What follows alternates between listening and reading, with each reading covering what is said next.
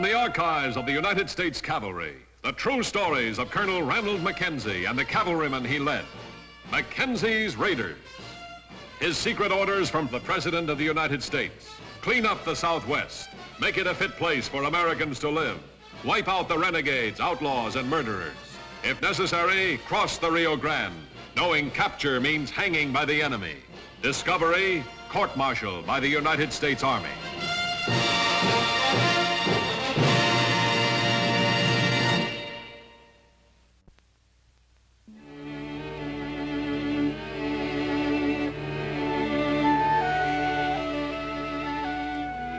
October 1876. Deep in Mexico, Colonel Ranald Mackenzie and a handful of raiders had finally located the camp of the renegade Chiricahua Apache Gatito, a long-sought foe to be brought to justice, dead or alive.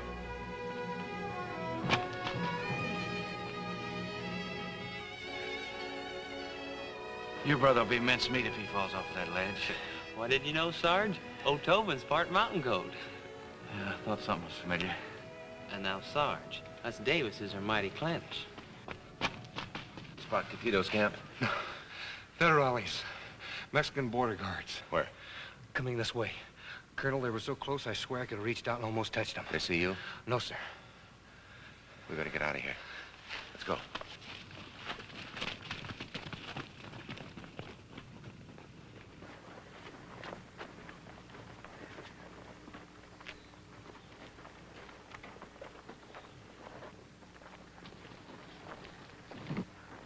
Colonel! My brother!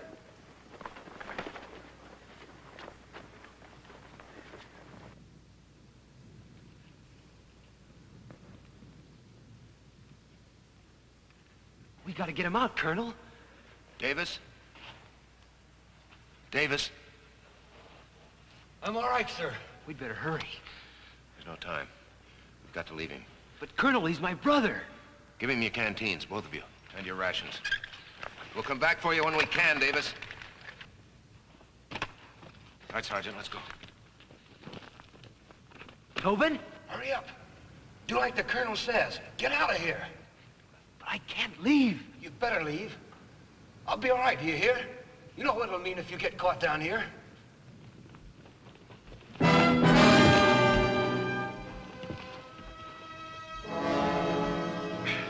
leg. Easy, Colonel. Let's go.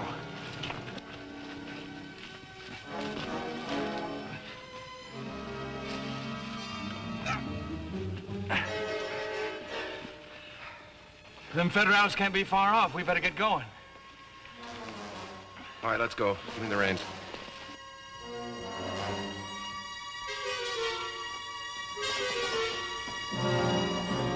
The thing Mackenzie had feared most had happened. A raider had been captured alive below the border, and the Mexican government had demanded a complete and thorough investigation of the circumstances. And by the time I got back to the horses, the Federales had me surrounded, held me for 2 days. If I'd known they're going to bring me back here, I would have told them about Tobin. And have him stand trial, too? Davis, the treaty between Mexico and the United States forbids any soldier from crossing the border. That's why General Gonzalez insisted on this court-martial. Yes, sir. I reckon it's better this way. Tobin's safe, ain't he? He's safe enough at the moment, but you're not. Everything depends on what happens at this court-martial. Well, what do you mean, Colonel? Adam, there are only 23 of us. 23 raiders who know what we've been up to. Everyone else is going to testify against you, according to the way things looked on the surface. That's why this court-martial may reach some pretty false conclusions. Well, now don't you fret, Colonel. I can take care of myself. They're going to tear you apart. More than a few Apaches have tried the same thing. I'm still here. I ain't worried. Davis, this is not a fight with knives and guns. There's more than one way to cut a man. Well, now don't you give it no thought, Colonel. Really, I'm fine. All right, Davis. I hope you remember what you've just said. I hope you remember it when the going gets real tough. A lot depends on you, Davis. The very life of the raiders depends on you. Yes, sir. Trial starts in 1 hour. Good luck.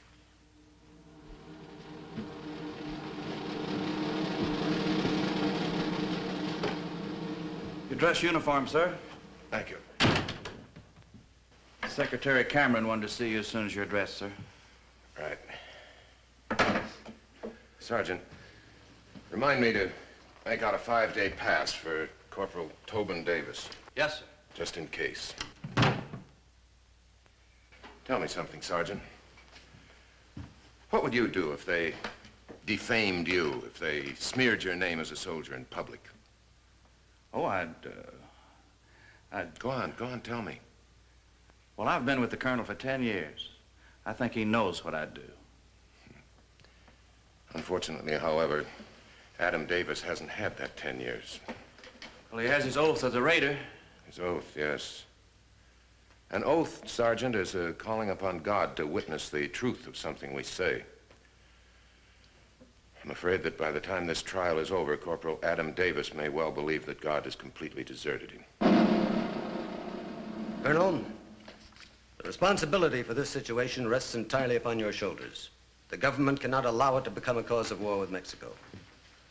And if the existence of the raiders becomes known during this trial, you yourself will face court-martial. The president cannot support you. Mr. Secretary, from the moment I received those secret orders from the president, I was aware that something like this could and probably would happen. I'm perfectly willing to take full responsibility. Also, as president of the court, my decision will, of necessity, rest entirely upon the evidence that's presented. I understand that, sir. Good. Did you have a talk with this Corporal Davis? Yes, I did. Of course, you did not tell him that you are under secret orders from the president. As far as he or any other raider knows, these forays across the river are entirely my instigation. Naturally. Colonel, quite a bit depends on the outcome of this trial. Quite a bit, sir. Most important thing being the very existence of the raiders. Exactly. So much good has been done that, well, it would be wrong if this were the end. The president has often told me that the raiders live or die entirely with you, that he would never reactivate them if anything were to happen. I wonder if Trooper Davis knows how important he is. Odd how throughout history so many vast enterprises have depended on just one man. Colonel, this trial judge advocate. Lieutenant Farron, who's a good man. He is not a raider? Sir, I couldn't ask a raider to be a prosecutor. Of course. And the defense counsel? Lieutenant Alexander, also a good man. He, too, knows nothing of the raiders. Unless Corporal Davis, in discussing the case with him, has said something. Well, in that case, wouldn't Lieutenant Alexander have come to me for verification? Possibly he intends to do that at the trial. He's listed you as a witness for the prosecution.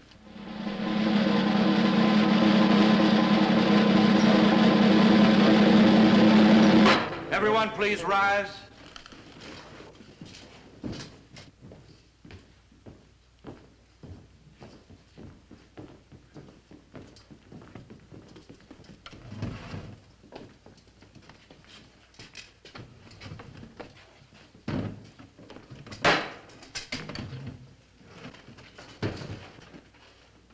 Colonel Mackenzie has requested permission to address this court. It's hereby granted. Mr. Secretary, gentlemen of the court, Lieutenant Alexander, Lieutenant Farron, inasmuch as this is a general court-martial and the very life of the accused is at stake, I, as commander in this area, am disqualified to hear the case. This court will be presided over by the Secretary of War, Mr. James Cameron. His decision and that of the court will be final, subject only to review by the President of the United States. Lieutenant Farron, would you read the charges and specifications to the court?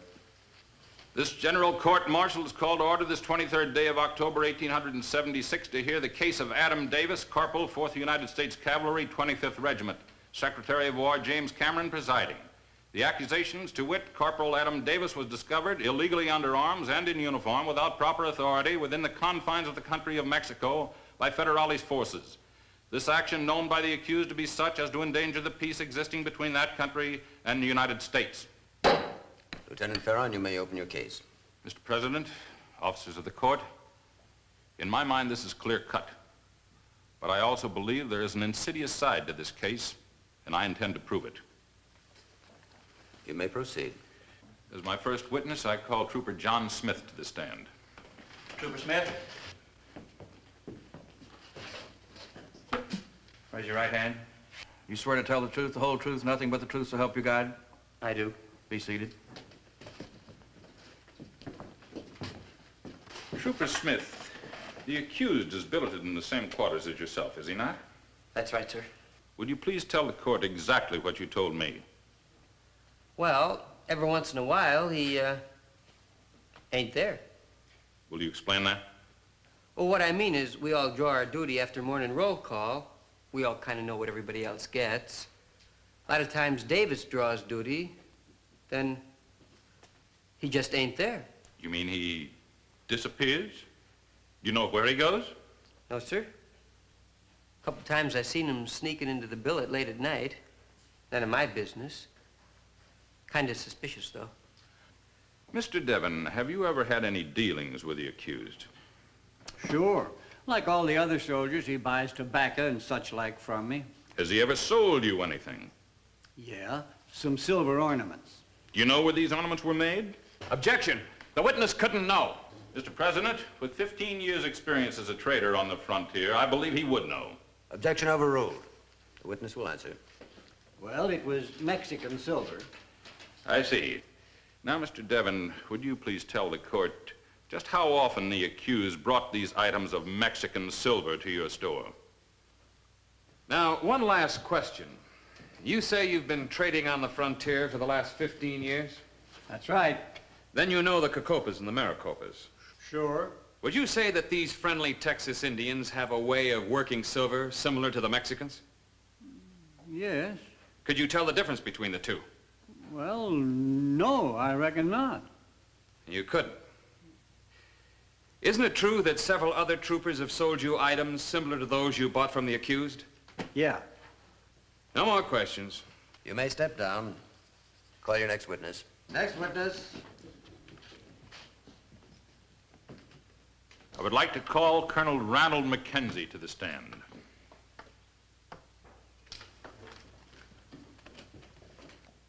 Now, Colonel, may I ask why, on 2 occasions when the accused was about to depart on furlough, why did you personally cancel his leave? Objection. Colonel McKenzie isn't being judged. I see no reason why he should be made to account for the handling of his command. My apologies if I appear to be doing that. But I am trying to establish a point. What is that point, Lieutenant? I'm trying to show that on several occasions it was necessary for the commanding officer himself to discipline him. In general, let me say that discipline is usually handled by my chain of command. However, with reference to the point you wish to establish, it's true that on occasion I exercise my prerogative and discipline the men personally. Corporal Davis, no more and no less than any other man. Yes, of course. Colonel, how would you rate the accused as a soldier? I had always rated Corporal Davis as an extremely brave and able soldier. Had, until now. I didn't mean... If it please the court. Lieutenant Alexander. The trial judge advocate at the opening of this court-martial made a statement that there was an insidious side of this case. I fail to see any proof of this. If I may, I'd like to ask just what he's getting at with his whole line of questioning. I'll tell you what I've been getting at. The accused is known to have disappeared from this post, to have had in his possession Mexican silver, here purported to be gotten from the Indians. I'll even admit to that. Specifically, the Indian Gatito. It's a lie! Believe me, he's lying! He's lying! I believe this man has treasonously funneled information to Gatito to assist him in his raid. He's lying! For personal consideration. That's a lie! A lie! Believe me, he's lying! Objection! And that he has selfishly endangered the lives of settlers in this area by bringing on the threat of retaliation from the Mexican government. May I speak, But there is please? only one conviction open to this court. Mr. President! Treason! He's lying! May I speak? No, believe me, he's lying! He's lying!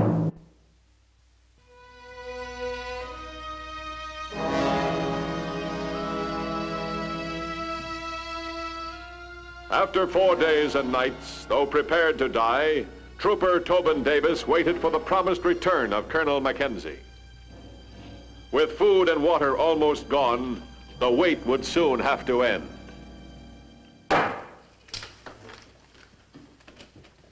I will remind you all that this is a military court, and you will conduct yourselves accordingly. I sincerely hope that the recess has given everyone time to calm down. And Lieutenant Ferron, I warn you again, I will permit no further unfounded accusations of treason. Lieutenant Alexander, you will constrain the accused. My apologies to the court, sir. And this court to Senor Escamilla, the Mexican representative. You may proceed. Thank you, sir. Now, Colonel, will you please tell the court how long the accused has been here at Fort Clark? I can't tell you that exactly. I'd have to consult my records. Well, approximately. A year, 14 months, perhaps. Mm-hmm. Well, how long has Corporal Tobin Davis been here? The brothers were transferred here at the same time. According to the records, they have served the entire time of their enlistment together. As a matter of fact, they're inseparable. Isn't that correct, sir? It would appear so. Well, under the circumstances, don't you find it strange that Tobin Davis isn't here at this trial? Do you know where he is at the moment? Lieutenant Ferron, it was pointed out to you a few moments ago that Colonel Mackenzie cannot be expected to have such answers. Sir, with the court's permission, I can give you that answer. I know where he is not. He is not here at Fort Clark. Mr. President, I fail to see what this information proves. A check of the records of the officer of the day will undoubtedly reveal the whereabouts of Tobin Davis. Or does a trial judge advocate believe that he, too, is guilty of these accusations? I am afraid that my answer to that question might cause another outburst. Now you're accusing my brother of your filthy lies. Order. Order. Lieutenant Ferron, if you are formally accusing Corporal Tobin Davis of illegal acts, you will do so in the prescribed manner. This court-martial hearing stands adjourned until 1 o'clock tomorrow afternoon.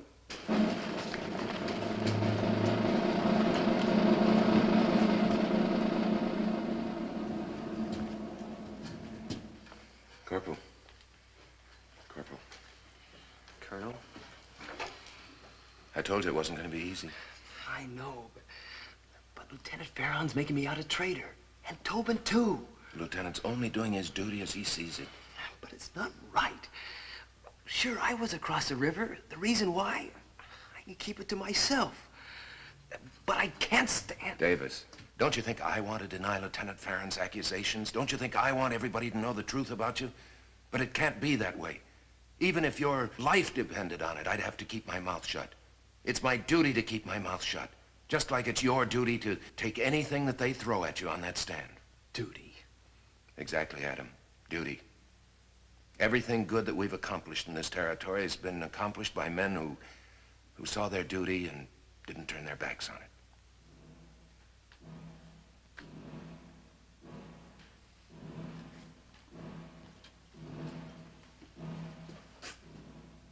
What that lad must be going through.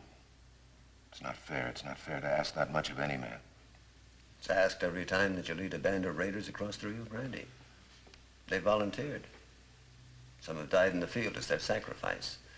Corporal Davis is another kind of sacrifice. He must give it, and we must expect it. Colonel, there is nothing that you can do. Yes, there is. There's one thing I can do. What do you mean?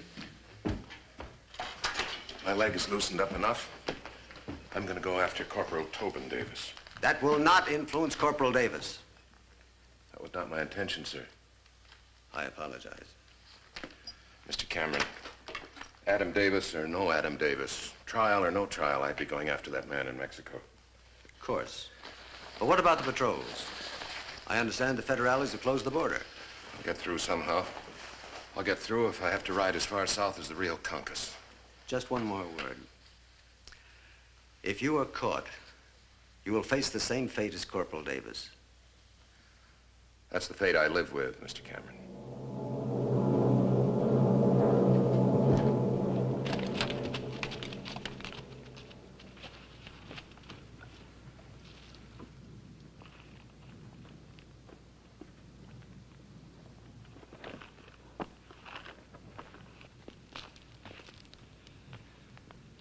Davis.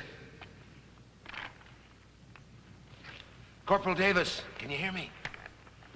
Here.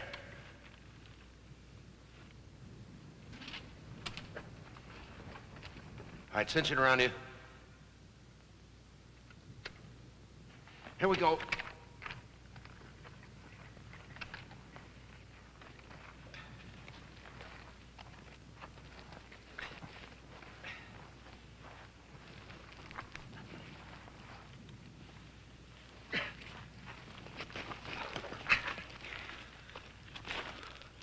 Didn't that good-for-nothing brother of mine come with you, Colonel? You and I are due back at the fort.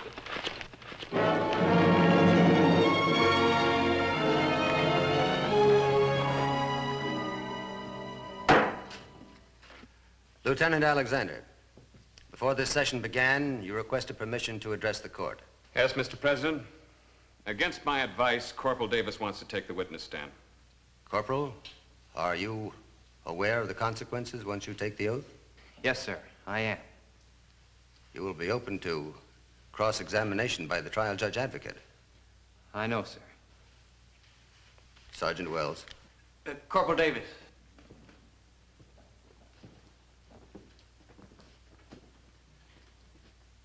Raise your right hand. You swear to tell the truth, the whole truth, nothing but the truth to help you God? I do.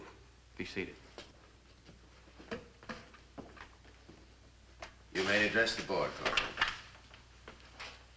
Strange. I stand over there and I tell the truth.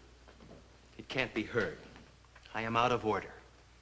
Over here, it can be heard. Judicial procedure was not devised in this court, Corporal. What is it that you wish to say? Under oath, before God, I want to wipe out the lies told about my brother. My brother is guilty of nothing. He is innocent of the accusations made here. I'm on trial.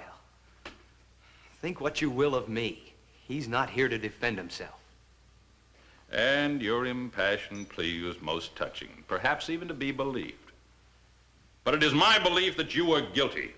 Guilty of illegal dealings below the border. Guilty of treason. That's a lie! Then will you kindly, for the benefit of this court, tell us what you were doing below the border? Well, Corporal Davis, we're waiting for your answer. What were you doing in Mexico?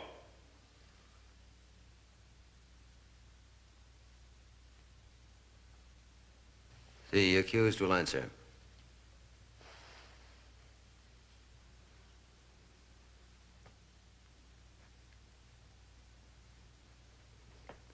I refuse to answer. You may think what you will. The accused will stand.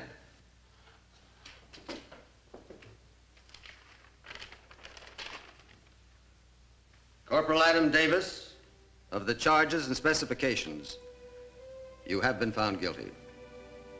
You will be stripped of all insignia, formally and dishonorably discharged from the United States Army, and forfeit all rights and privileges due you. This sentence to be carried out immediately.